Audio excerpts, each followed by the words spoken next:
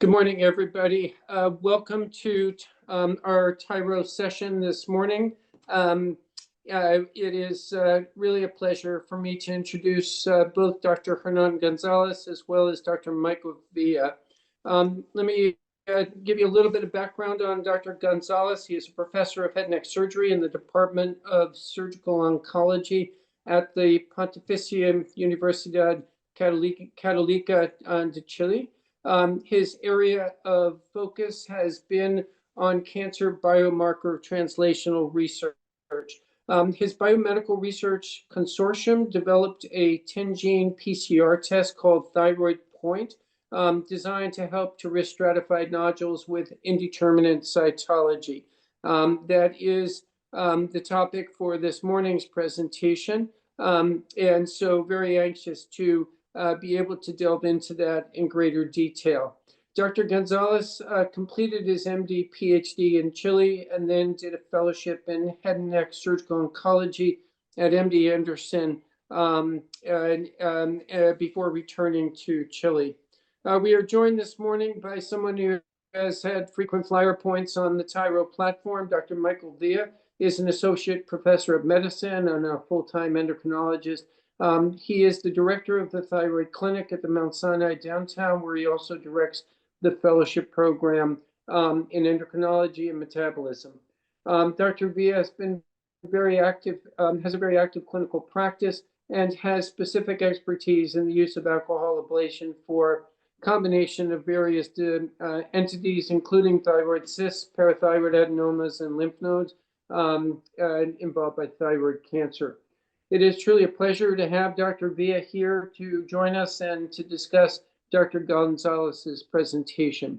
So Hernan and Michael, thank you. And Hernan, if you want to go ahead and load up your deck, we'll go ahead and get started. Sure. Well, first of all, I want to thank you for the honor of inviting me to this great program.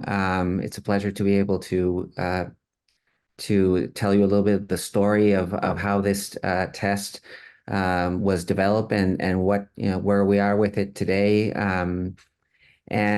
So first I'm going to start off with my declaration of interest, where I'm a shareholder of GenePro-DX. And so I'm going to kick off talking a little bit about the design and gene discovery process of this signature. So several years ago, we were thinking about, as others, to develop a test that would help us improve our diagnostic accuracy with patients with indeterminate cytology. So we published this paper when we were sort of brainstorming what would a test look like, and here what I'm showing is we modeled mathematically what's the target sensitivity and target specificity that a good test would have in order to allow us, from one perspective, have a negative predictive value of 94 and above within a range of malignancy between 20 and 30%, as well as a specificity in order to be able to identify as many benign cases as possible. And so with these different sensitivities and these different specificities, we aim to develop a test that would have at least a target sensitivity of 90% and a specificity of 80%. So fast forward several years, and this is the first paper we published in 2017 in Thyroid, where we did basically the prototyping and biomarker discovery. When we started this, real-time PCR was just getting out there, so there wasn't a lot of good diagnostic platforms out there, but ultimately we were able to borrow somebody's PCR equipment, and what we did, very simply said, is that we went to the literature and looked for all the genes from a gene expression perspective that could help us differentiate between malignant and benign nodules. We pre-selected about 50 genes based on the literature, and then ultimately shows 18 genes to be screened in terms of their differential expression using surgical biopsies, fresh surgical biopsies from the operating room.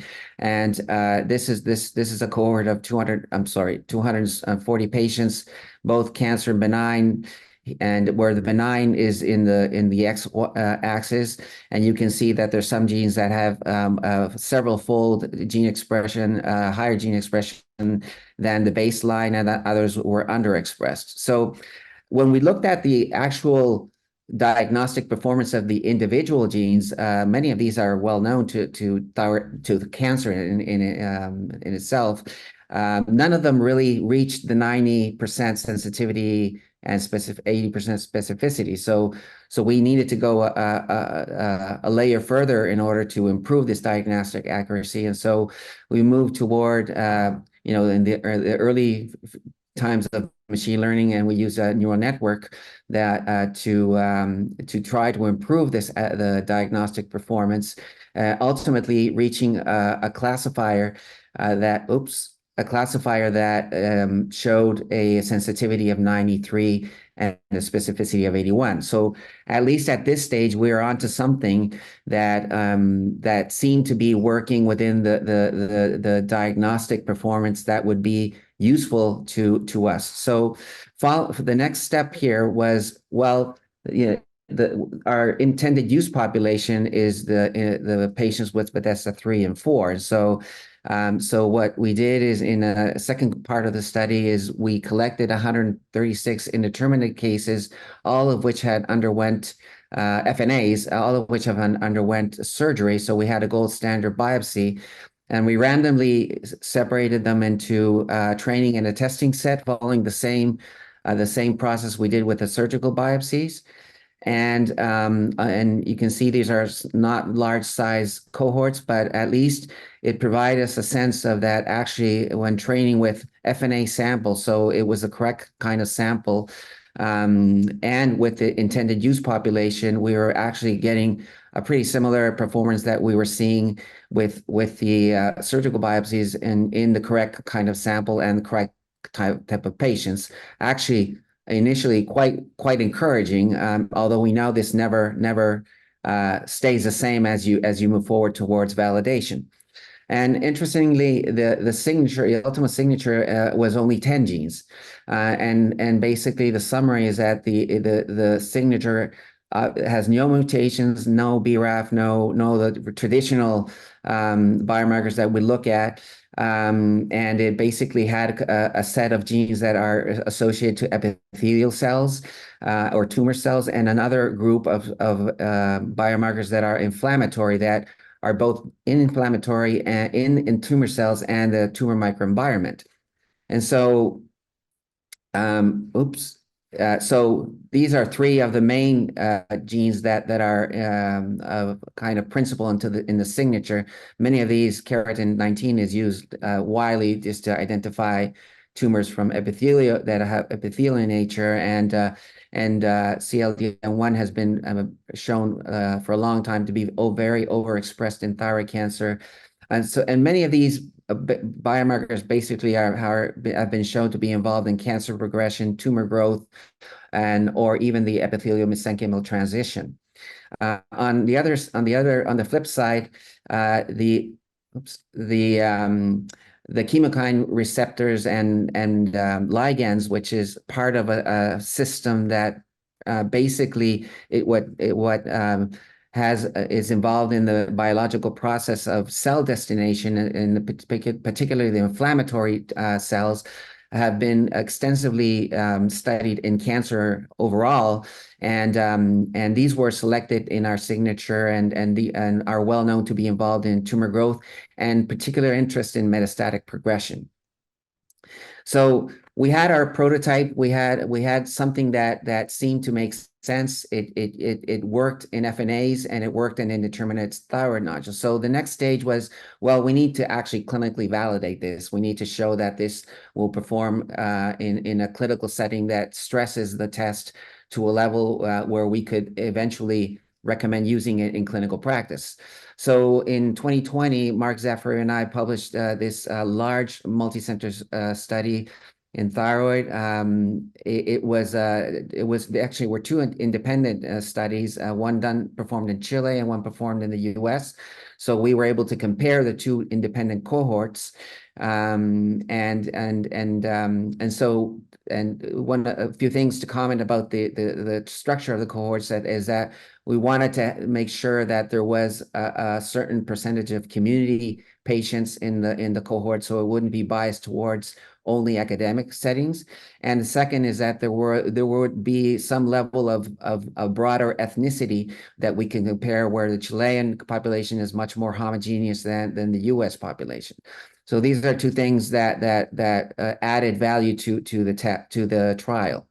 And so the first finding, and it's interesting to show that the 10 genes that I mentioned earlier, you can see that the two cohorts pretty much have the same gene expression profile. So this is very encouraging, and that despite the diversity and the ethnicity background and genetic background for this particular signature, it actually follows the same pattern. So that was very encouraging.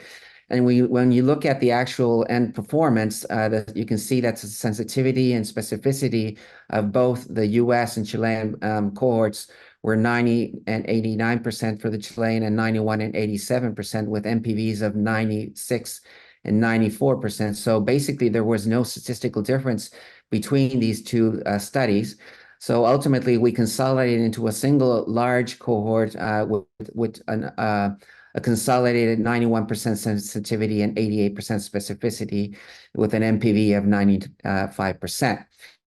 So this allowed us to say, okay, we claim that we have a test that we can actually offer in the market to clinicians in the setting where, with exception of the US, there was no other test that would allow us to rule out malignancy. And I want to make that statement. This test is intended to rule out. It's not intended to rule in, although it does have a high PPV, but it's not a claim that we make around this test, because the basic clinical question is, do I take the patient to the operating room or not?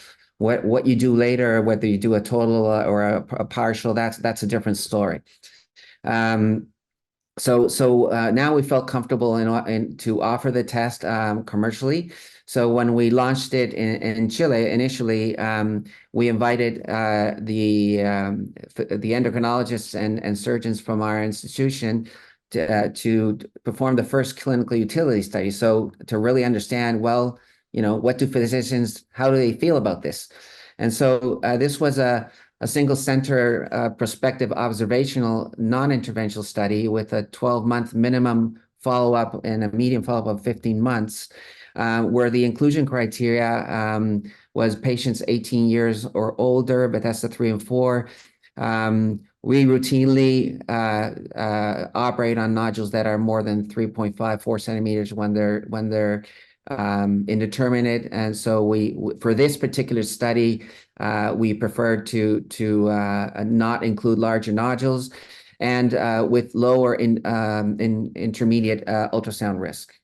And the primary endpoints were, first of all, what was the rate of actual choice of testing? So, in a setting where nobody had ever used molecular testing before, what percentage of physicians actually chose to test patients? Secondly, benign call rate, which is the main statistical parameter we look at for any molecular test in terms of avoiding surgeries. What was the rate of change of physician decision? So if they did perform the test and they got a result, did they actually act upon it? And finally, what was the malignancy post-test probability? So in a period of about 14 months, we collected 1,254 FNAs. About 19% of these were called indeterminate. The choice of testing was for 64% of these patients. 7 of these patients did not have sufficient RNA at the beginning and underwent a new FNA. This test runs on a fresh FNA, just like the Afirma test. And then the rest of the patients, the physicians just chose to manage them based on their clinical judgment. So in this subgroup, 33 patients did not undergo surgery, and most of these patients were ThyroidPrint 2 and with Bethesda III, no atypia in their cytological findings, while in the rest of the patients, almost 2/3, surgery was the indication. It came back about 32% malignant rate. So it's a little bit of on the high end on what you see in the average, but it's what you would expect in the routine practice of patients with indeterminate cytology. So in the tested group, interestingly, 2/3 of the patients came back as benign. One patient at 18 months had a growth of their nodule to 4.5 centimeters, so they chose to undergo surgery, and it came back benign. So this is the group, this is the actual benign call rate. So 67% of tested patients came back as benign, and with the follow-up only, which is limited, of course, only one patient had gone surgery. In the suspicious group, all patients underwent surgery. And interestingly enough, you can see that the malignant rate is 71%. So although these groups are not comparable because there's a clear selection bias here, you can get a sense that the ThyroidPrint test enriched the number of patients that actually got surgery, and probably reduced a significant amount of unnecessary surgery, understanding that there will be a few false negatives here based on the sensitivity. But obviously, these patients are all under surveillance. So a little more breakdown on these results. Just to mention that the meaningful findings in terms of what kind of patients actually appear to be benefited or chosen to undergo testing versus no testing, and it basically was limited to patients with Bethesda III category AUS, where they might have mild atypia, not full-blown atypia, and a Bethesda IV, and in patients with intermediate risk, which would be, for us, ThyroidPrint 3, ThyroidPrint 4 patients. So that was the group where actually you could see a significant difference between tested and non-tested patients. Further sub-analysis in terms of the surgical rate or surveillance rate, as you can see that for AUS and Bethesda IV cases, the surgery rate in non-tested patients was 89% and 68% respectively, whereas in the ThyroidPrint tested group, that was about half of what it was in the original group. And again, the patients that were most chosen for testing were those with intermediate risk ultrasound findings, where you can see that the surgery rate went down from 80% in this group to 29%. So that seems to be the subgroup where you apparently find the greatest benefit. And finally, when we looked at the patients that had resected nodules, you can see that the actual profile of subtype of tumors, both for benign and surgical group, are not statistically different. So although there is selection bias from a clinical perspective, you can see that there appears to be no significant difference in the actual tumor subtypes, given that this is what you would routinely see in patients with Bethesda III and IV. So our conclusions on this study is that first of all, physicians in a learning curve of using molecular testing are willing to consider it for selected patients with indeterminate cytology.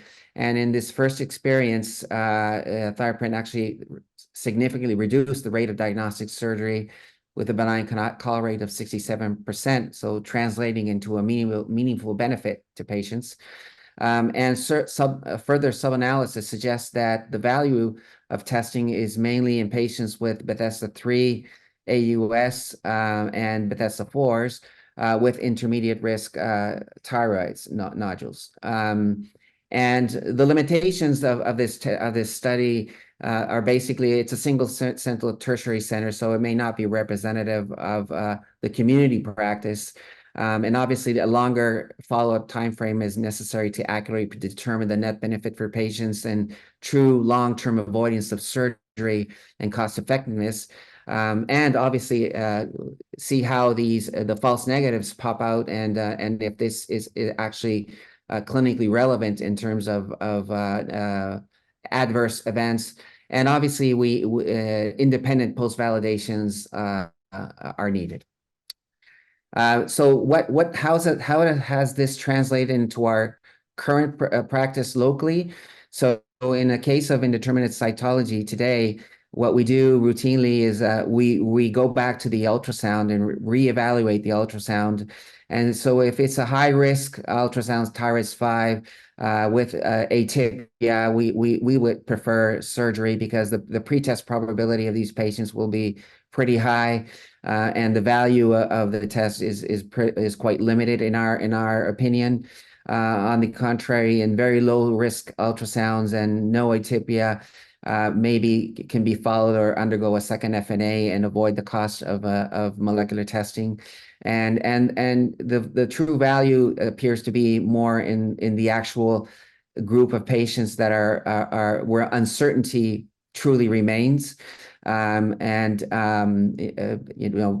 III with a mild atypia and Bethesda IV. And that's sort of what I had to tell you. Thank you so much. Okay, great. So hopefully you can see.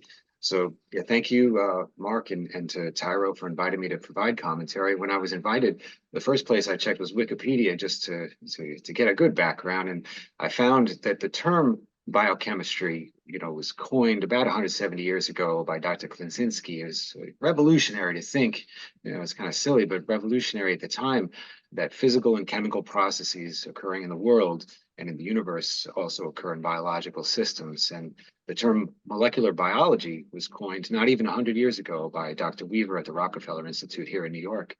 And of course, that's the gold standard, understanding how molecular systems in biology can prognosticate and predict. In thyroid, our first molecular target we heard about last week, the history of that from Dr. Singh. I remember as a fellow when he presented his work on the BRAF V600E mutation, and it's all really expanded from there. Our first widespread use of molecular testing in clinical practice, the Herna testing, with the first flagship publication 12 years ago. And it made it into the latest American Thyroid Association guidelines. I know we've all read these now, many, many times. But I like the language when they talk about indeterminate thyroid nodules, class 3 and class 4. They talk about that molecular testing should not replace other sources of information or clinical judgment. However, molecular testing may be used to supplement in lieu of proceeding directly with surgery, which was the standard of care. And that was a sea change. This several years later, there was a nice review article in JAMA, just clinical approaches to thyroid nodules. And if you make it through this whole decision tree here and get to indeterminate cytology, they say check table 2, and here's table 2. Oops. If you get to Bethesda 3 or 4, they mention molecular testing as an option for sure, and it's made it into clinical practice. Many of you would have received this survey. This was a group here that sent a survey to all members of the American Thyroid Association, and 183 responded. They gave 4 typical cases in patients of thyroid cancer, and how would you respond, just to get a sense of how clinical practice has evolved in modern times. And the very first case was a 58-year-old female with a 1.5 centimeter nodule that had Bethesda III cytology and underwent molecular testing. Because, of course, that's a typical case. That's how we practice. That's the kind of decision we make every day. How do you respond to molecular testing? And nowadays, although there had been other platforms in the past that were in different use and smaller use that kind of folded, there are 3 major molecular marker tests that are available, and the ThyroSeq, all of them have been updated over the years since they've come out. the ThyroSeq looking mainly at DNA with some gene expression, the Afirma looking mainly at gene expression with some DNA and gene mutational analysis. And then the MPTX, which is the ThyGenNext, looking at several genes as well as the microRNA expression from Thyromere. And there was a nice article in the Frontiers of Endocrinology that compared these three tests, looking at just the seminal studies of each of these molecular testing types. And if a few things I want you to look at, one is the sample size of each of these studies, very similar to the sample size we've seen in the two studies that Dr. Gonzalez presented on ThyroidPrint.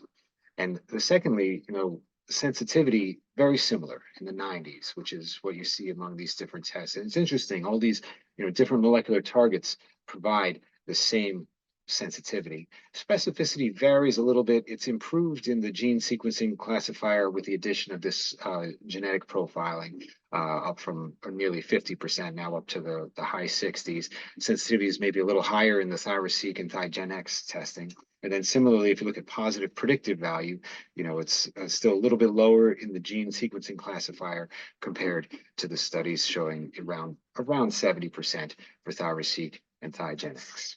So similar to what we saw with ThyroidPrint. I picked, besides those few studies, there have been a number of studies looking at the real world application of molecular tests. Here's a study that compared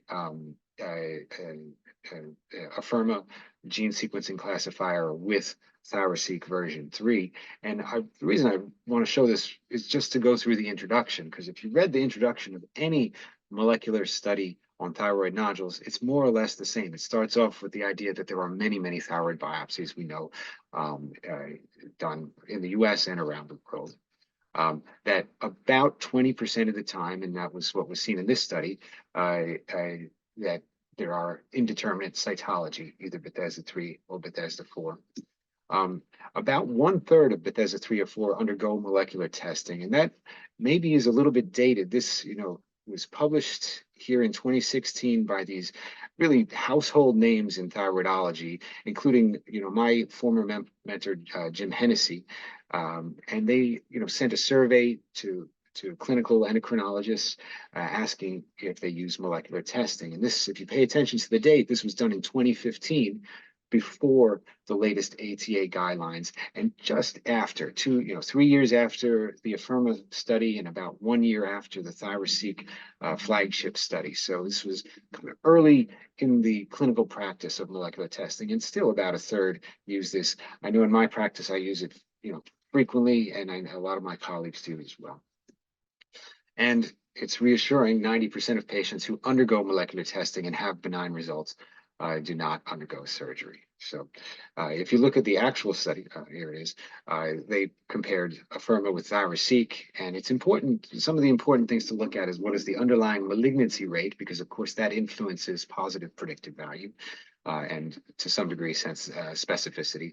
And they found, and then the sample size of 300, which allowed, or 346, which allowed, a good amount of sample about in each of the Afirma as well as the ThyroSeq groups.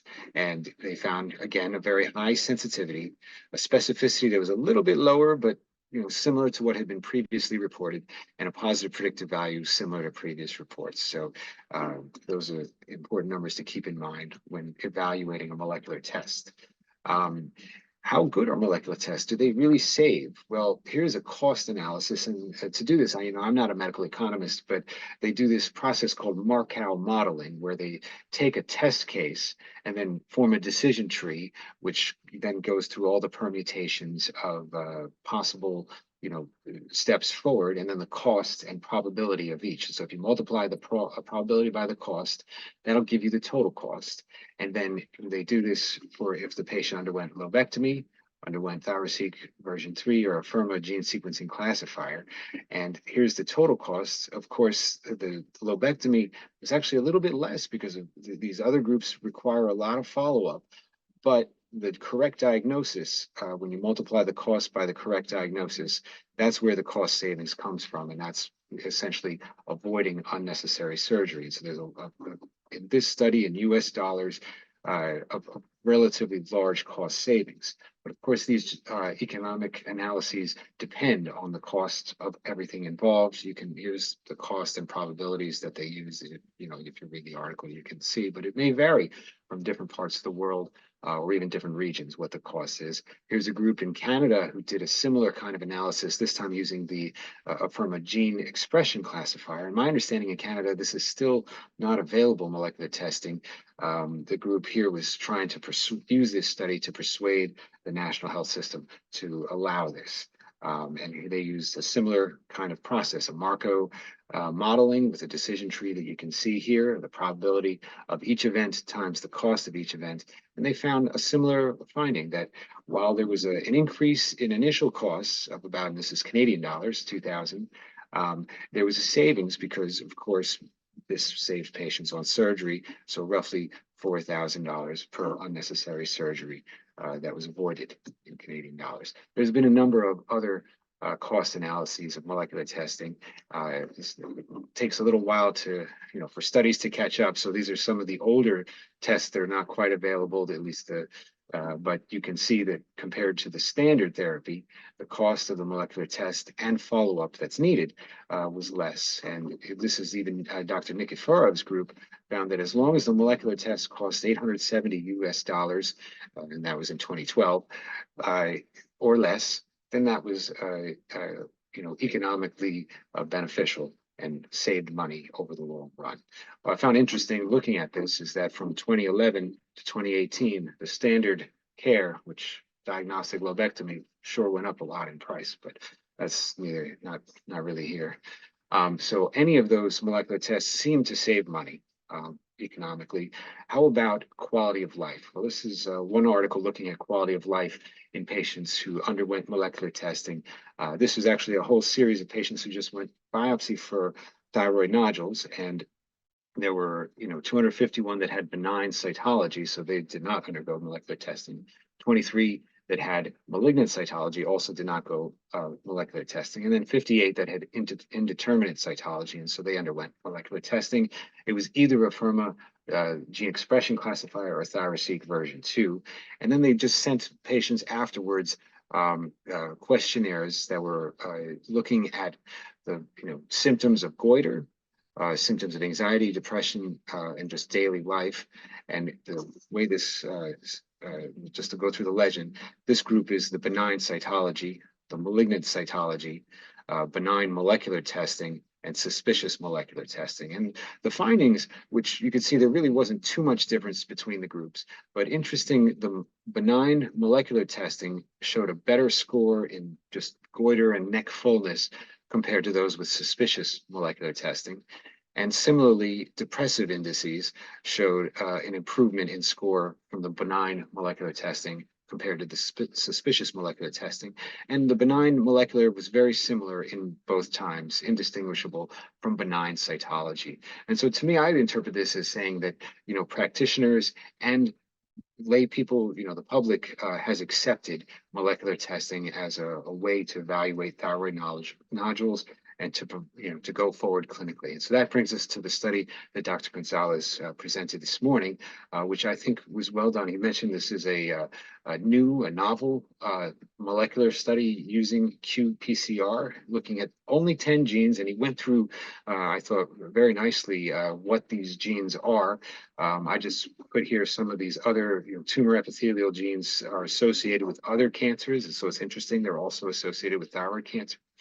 And then these microenvironment chemokine receptors and ligands that he mentioned. And then here's just a recap of the study.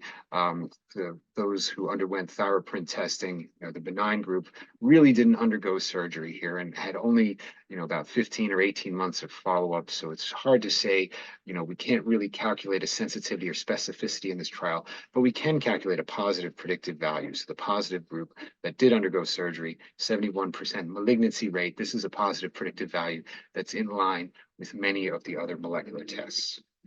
So I think this was a high quality, well done study. Even though it was at a single center, it was a tertiary referral center. The size of the study, 155, very similar to other molecular studies. So I think it's in line with all of that.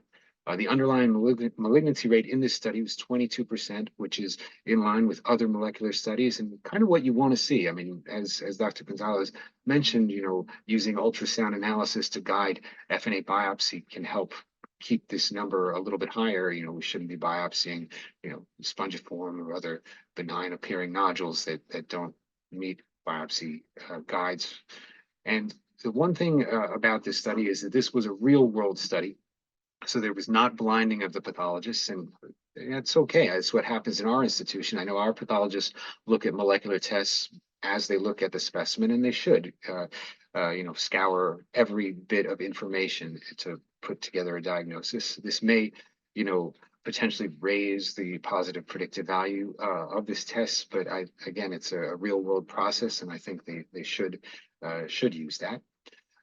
What's nice is that this can be decentralized. There's not as much of a technical need to perform this test compared to some of the other molecular tests that use next-gen gene sequencing that may not be available in many parts of the world or in other areas. So this test can be done at more widespread. The cost of this test, I obviously couldn't tell from the article what the actual cost is, but being that it's only 10 genes and it's using PCR, it should be much less than some of the other tests. And this is a validation study. The results are very similar to the original study that he had also reviewed. One thing I'd like to point out, there were 2 cases of medullary thyroid cancer that were found in this study, but it didn't seem that they were identified prior to surgery. And these genes, while they're associated with cancer, I don't think they can distinguish which type of thyroid cancer. And sometimes it's important to know, or I think it's often important to know, if it is medullary thyroid cancer preoperatively, because that can guide imaging, it can guide the surgery, and also the need to evaluate for multiple endocrine neoplasia. Another potential benefit to molecular testing, sometimes some of the platforms can identify if a nodule is actually an intrathyroidal parathyroid. I don't think that would be identified using these molecular techniques. So that can be helpful in certain clinical situations. It's, again, not a common finding that's needed, and in the majority of time, deciding whether a nodule should go for a patient with a indeterminate nodule should go for lobectomy or not is really the main point. But these are some kind of side notes that this test may not be able to pick up on. Again, rare problems. Dr. Gonzalez mentioned the original study, which he went through all of that already, so I'll skip. But I have a few more questions. One is, since this is gene expression, do things that influence gene expression, environmental or whatever, potentially influence the accuracy of this test? And I don't think it's known from this study or from the original study. But for example, if a patient's treated with medicines like corticosteroids or NSAIDs, other immunosuppressive medicines, that might influence gene expression, especially gene expression of chemokine receptors. Would that influence this test? I don't think that's known. Same thing with underlying medical conditions like rheumatologic disease, other malignancies, or even local inflammation like Hashimoto's thyroiditis. That might influence gene expression, and I don't think that was addressed in this study. And just to give you an example, some of these chemokine receptors that are involved, such as CCR5, are in fact, expression of them is changed in patients with rheumatoid arthritis. So that might be something to consider, although I'm not sure that that's known at the time, how much of an influence that would be in thyroid cancer. A last question I have, which I don't think we know either, is, are any of these genes the same genes used in Afirma in the gene expression part of ThyroSeq? To me, I think those are still black boxes. We don't have the gene content of either of these tests. I suspect they're different, of course, because at least by these 2 studies that have been published on ThyroidPrint, the positive predictive value is higher than that's been reported for Afirma. So maybe they are different genes in these 2 gene expression studies. So the ThyroidPrint molecular testing, I think it's similarly accurate to other molecular tests with a sensitivity, which is probably the most important measure, very similar to any of the other molecular tests. It should be widely available because of the nature, because it's a PCR test that can be done in more places around the world and should be less cost. And I think it should be added to clinical practice on the basis of these 2 trials. We used previous molecular tests, had 2 trials, and then added to clinical practice. And so this is something that should be added to clinical practice, with the idea that pre-surgical identification of things like medullary thyroid cancer are not done in this study, or in this type of molecular test. And that's the end of my slideshow. So I'll stop sharing, and thank you, Dr. Gonzalez, for presenting. I think we can turn the floor to Dr. Erkin. Yeah, great, Mike. Thank you so much. And Dr. Gonzalez, thank you so much.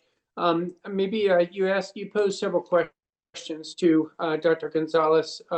Maybe I'll give him an opportunity to respond to those questions. Hernan? Yeah, sure. Thank you, Dr. Erkin. Well, first of all, thank you, Mike, for the great review. Very thorough, and I think you're on the spot on all the things that we need to keep in mind that are not addressed in this last paper that I was presenting. So I'm just going to go through the first set of questions. So yeah, obviously in this last study, which was a utility study, there's no blinding, because the blinding is usually performed in the validation studies, where you want to avoid bias in terms of driving the surgical pathology diagnosis based on the molecular testing. But in the real world, it's, as you said, it's just an aid to the clinician rather than a interventional study. Decentralized, yes. This test today is now have been migrated into a cartridge that can be performed anywhere in the world. And in 3 hours, you can get a result, the same day result with the FNA. So we hope that it will be available in the US in a couple of years once we get FDA clearance. But it's already available in Europe and in Southeast Asia. And then the cost has to do with the health economics. So it's not only about PCR and how it's reimbursed in terms of each biomarker. It's about value. And so I know this is a clinical session, but just from a health economics and business perspective, it's about what price can be added to this test in terms of what's the actual value for each health system. So it's a differentiated cost depending on the country that will be determined by health insurances. And then in the medullary, I fully agree. This is an agnostic test. So it won't say if it's a parathyroid, it won't say if it's a medullary, but it will say it does pick up all medullaries. And if there's a suspicious result, all these patients undergo calcitonin measurement. So you can know or have a high probability of knowing that you're confronted to a medullary and take all the measures of staging the patient before surgery. It hasn't been published on the first 2 papers, but we have in a couple of months, we'll be publishing a new larger trial with 5 countries, UK, Spain, and Chile, Brazil, and the US, where we actually identify parathyroid tissue as benign using the cartridge. So we don't say it's parathyroid, but we just say it's not malignant. So that's what I can say for the first set of questions. And then how do the concurrent medications? Well, that's an excellent question. I don't have an answer for that because we're not there yet. We don't have enough experience. And you're absolutely right. Corticosteroids can actually intensely modify all the cytokines expression through the NF-kappa B system, and so we just don't know, and that will something that experience will teach us in time if it really matters. And so following that, all the underlying conditions, I can say that for thyroiditis, Hashimoto's thyroiditis, it doesn't influence, so it predicts 80% as benign anyways. So it doesn't have any trouble. We didn't talk about the oncocytic group, which has been a challenge for all molecular testing, and apparently this test in particular shows a specificity that is above 75%, which is acceptable for the oncocytic, which obviously has a genetic background that's very different from all the other tumors. And again, the fact that it's agnostic in some ways kind of pushes it away to have to look at those specifics, because it's learning. The classifier learns from other information that are not associated to the actual mutational profile, but actually to the gene expression profile. And then the last question is, does it use the same genes? Well, the original Afirma gene expression classifier we did have a few genes that were the same, but they moved away from that because obviously their specificity was way too low, and that was a problem.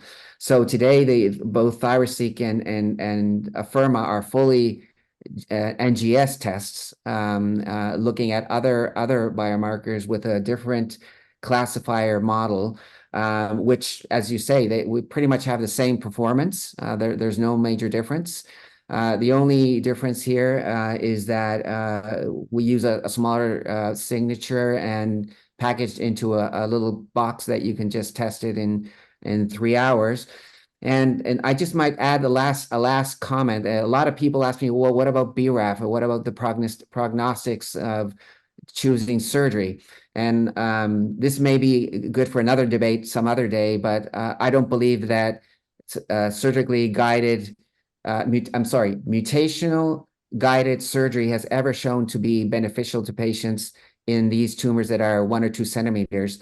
And we have to do a trial that shows that mutational analysis and the cost of performing mutational analysis, for example, Bethesda III V and VI, is actually better than the ATA guidelines into guide surgery.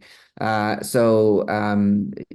I think that's up for debate. But today I hear a lot of physicians saying, "Oh, I need the BRAF in order to see what I'm going to do," and I say, "Well, show me the study that has ever shown that there is a benefit for using BRAF to guide your surgery, and it doesn't actually hurt them, and you're doing more surgery in patients that may not need it."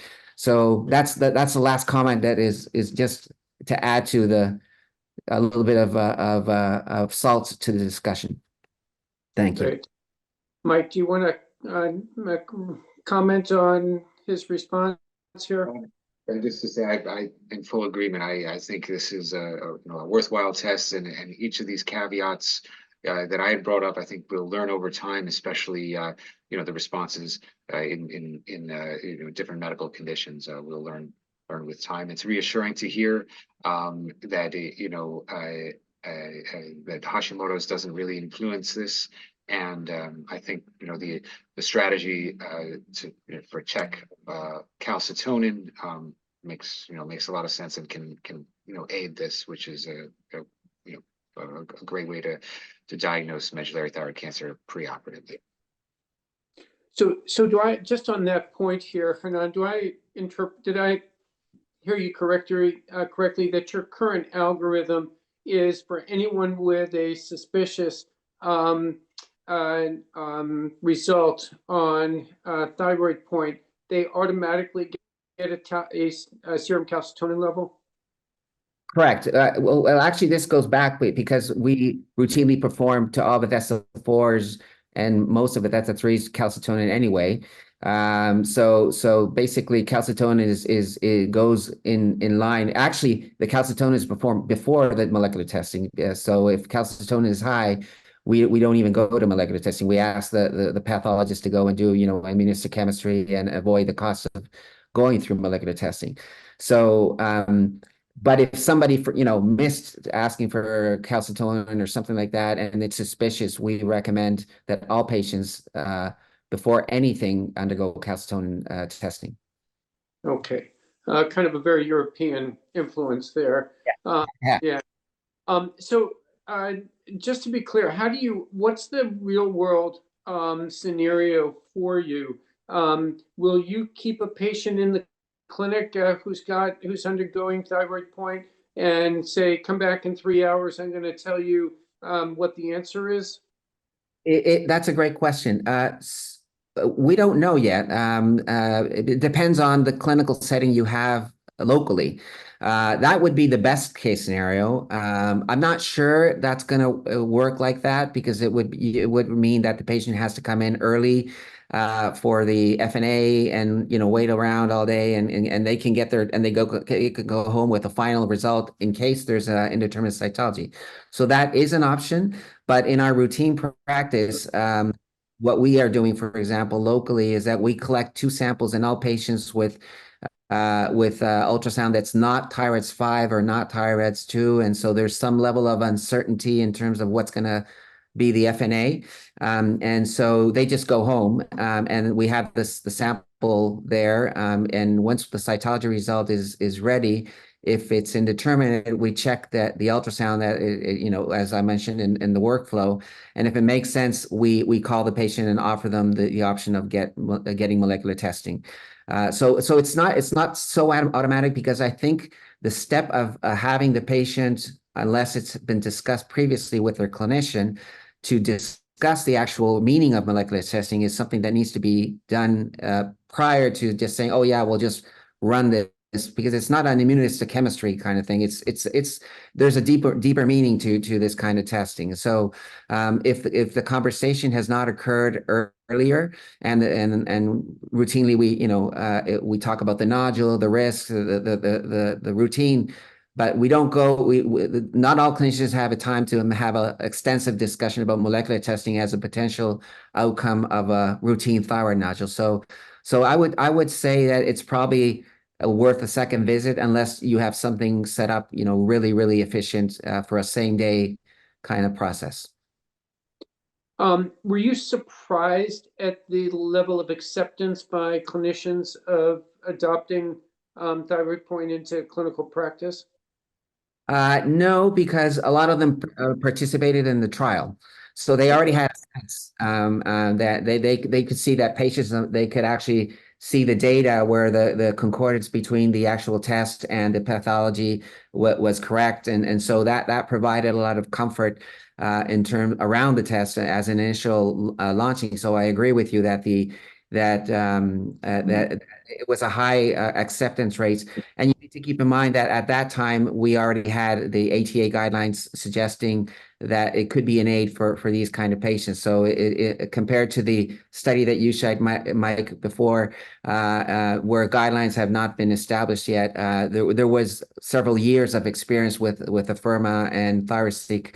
So I think that might have influenced a more openness towards molecular testing.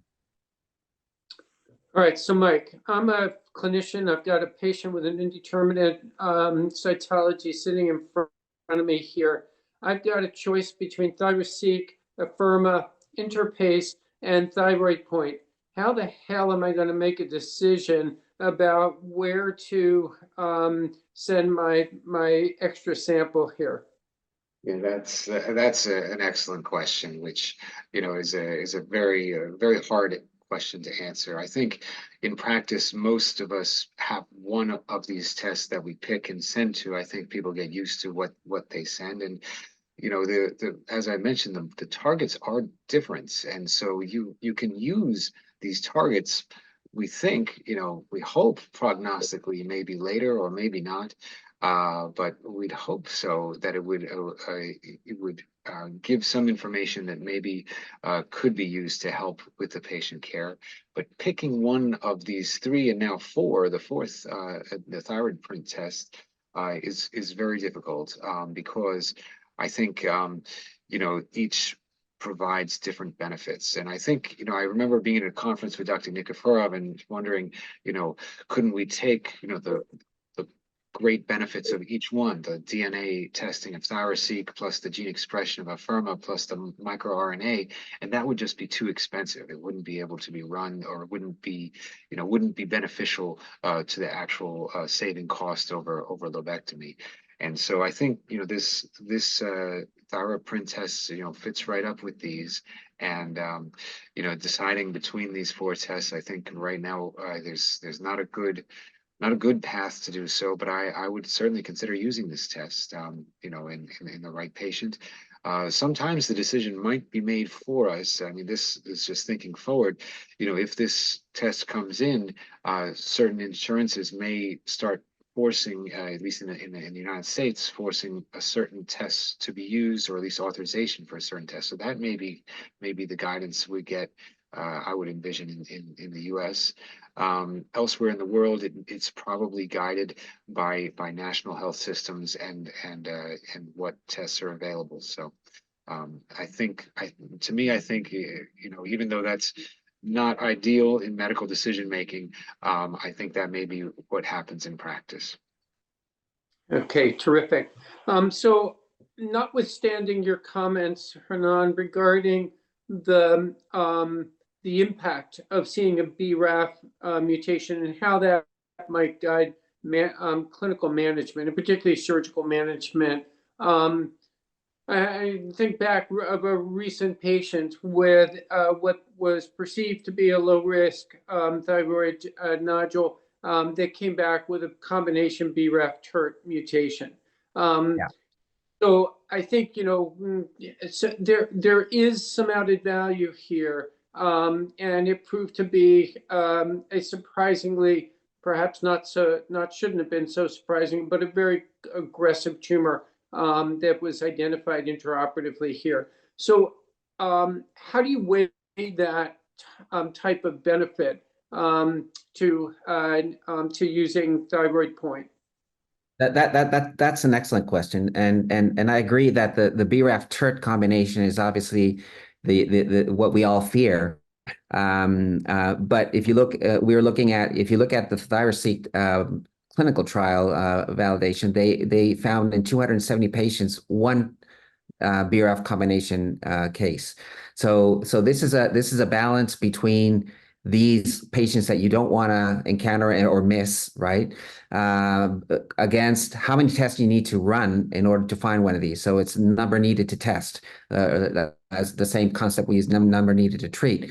And so one way to, if it's a concern in terms of prognostication is, and we're actually exploring that, is that in the ThyroPrint suspicious cases, for those cases, so it's a more smaller group, that for those cases we could actually run a BRAF TERT, and we're likely to have a much higher yield of cases that could have a prognostic, worrisome prognostic mutations that will allow us to indeed guide surgery. So there's more cost efficiency here in a prior selection, where you get rid of all the benign cases first, and then you focus your downstream mutational analysis on those that are only suspicious. Okay. All right. So a whole panel for that. So I'm going to ask both of you my final question here in the last 2 minutes remaining. 5 years from now, we're in continuing this dialogue. What do you expect the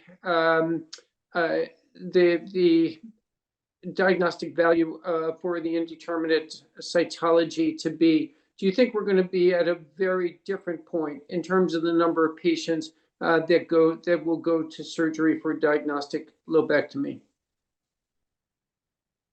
So it's hard to predict the future. I think, you know, some of the advances that we've seen, I think, are, you know, one, just the use of ultrasound characteristics to guide FNA biopsies, which helps raise the underlying, you know, malignancy rate. So I think already we're seeing, you know, a high amount of you know, diagnosis of thyroid malignancy per biopsy.